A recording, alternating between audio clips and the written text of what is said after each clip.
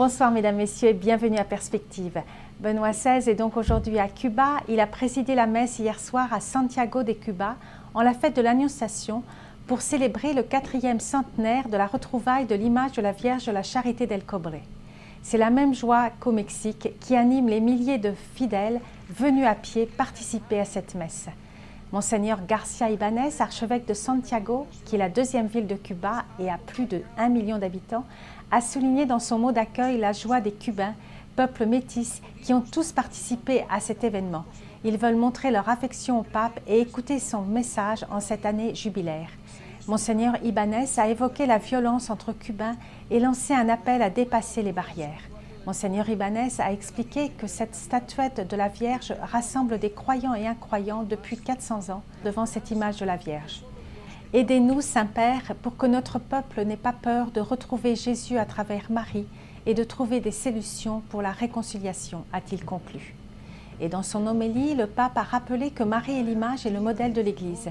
Il a dit « Je connais les efforts, l'audace et l'abnégation avec lesquels vous travaillez chaque jour pour que dans les réalités concrètes de votre pays et en cette période de l'histoire, l'Église reflète toujours plus son vrai visage comme un lieu où Dieu s'approche et rencontre les hommes.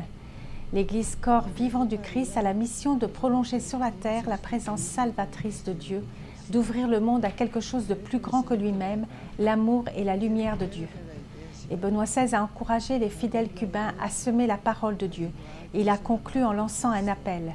Devant le regard de la Vierge de la Charité de Cobre, je désire lancer un appel pour que vous donniez un nouvel élan à votre foi, pour que vous viviez du Christ et pour que le Christ et qu'avec les armes de la paix, le pardon et la compréhension, vous luttiez pour construire une société ouverte et rénovée, une société meilleure, plus digne de l'homme, qui reflète davantage la bonté de Dieu. Et ce matin, le pape s'est rendu en visite privée au sanctuaire de Notre-Dame de la Charité del Cobre. Il s'est recueilli en silence devant la statue de la Vierge. Cette statue avait été découverte, selon la légende, par des pêcheurs en mer.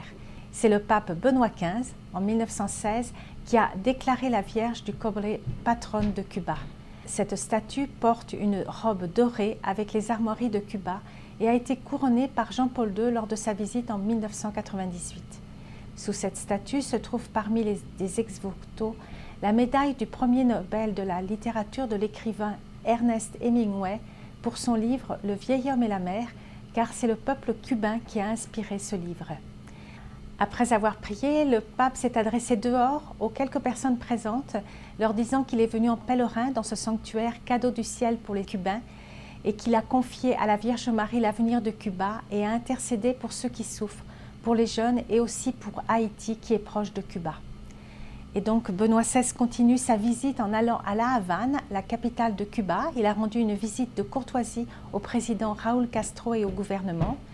Puis il rencontre l'archevêque de La Havane, le cardinal Jaime Ortega Alimano, ainsi que les évêques cubains ce soir à l'Annonciature.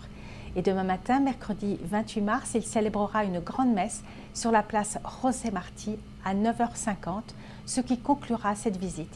Puis il s'envolera pour Rome. Nous diffuserons cette grand-messe à 9h50 en direct et à 13h en français. Et puis comme chaque année, le dimanche des Rameaux, c'est la journée mondiale de la jeunesse dans chaque diocèse. Et Benoît XVI vient de publier son message qui s'adresse aux jeunes. Il commente le passage de la lettre de Saint Paul aux Philippiens. Soyez toujours dans la joie du Seigneur.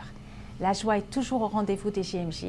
Et dans son message, le pape dit combien la joie est un élément central de l'expérience chrétienne. Il rappelle que Dieu veut que nous soyons joyeux. L'Église a pour mission d'apporter la joie au monde, comme les anges dans la nuit de la naissance de Jésus. Le pape explique que la joie vient de Dieu. Il invite les jeunes à recourir au sacrement de pénitence et de réconciliation. Et puis, Benoît XVI évoque aussi quelques témoins de la joie, comme le bienheureux Pier Giorgio Frassati et Chiara Badano. Le texte dans son intégralité est sur notre blog. Voilà, c'est tout pour aujourd'hui. À la prochaine.